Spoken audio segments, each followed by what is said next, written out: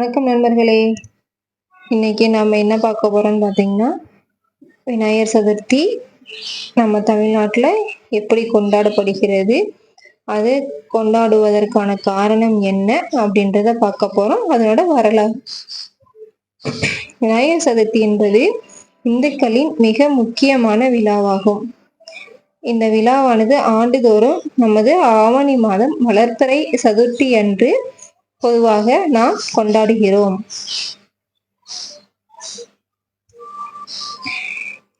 அதாவது அந்த காலத்துல மராட்டிய மன்னன் சத்ரபதி சிவாஜி ஆட்சி காலத்தில் நடத்தப்பட்டது.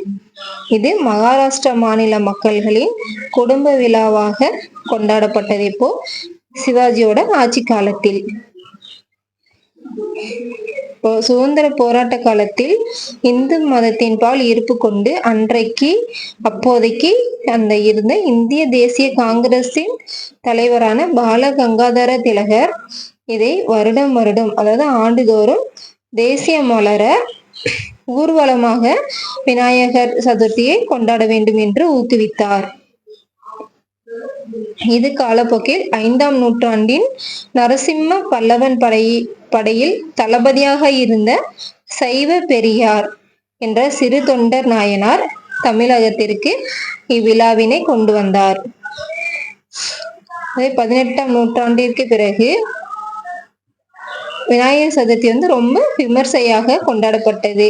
அதுவும் தமிழ்நாட்டில் ஊரெங்கும் பந்தல்கள் அமைக்கப்பட்டு மண்ணால் செய்யப்பட்ட விநாயகர் சிலைகள் நிறுவி சில பல பூஜைகள் எல்லாம் செய்யப்பட்டு வந்தன. இன்றும் நடைபெற்று கொண்டுதான் இருக்குது. இங்கு தயாரிக்கப்படும் விநாயகர் சிலைகளில் 3/4 அடியில் இருந்து 70 அடி வரை இருக்கக்கூடிய விதவிதமான கலர்களில் விநாயகர் சிலைகள் செய்யப்படுகின்றன. அது எவ்வளவு அப்படின்னா 3/4 அடியிலிருந்து 70 அடி வரை கலர்ஃபுல்லான விநாயகர் சிலை செய்யப்படுகிறது.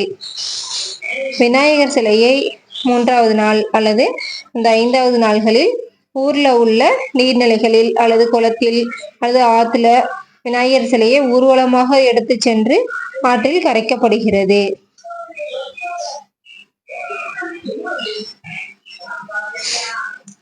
நம்ம வீடுகளில் மற்றும் கடைகளில் சிறிய அளவு மண்ணால் செய்யப்பட்ட விநாயகர் சிலையை நாம் பூஜை அறைகளில் வைத்து கொழுக்கட்டை, சுண்டல், பொரி, பழங்கள் ஆகியவற்றை வைத்து பூஜைகளை நாம் செய்கின்றோம்.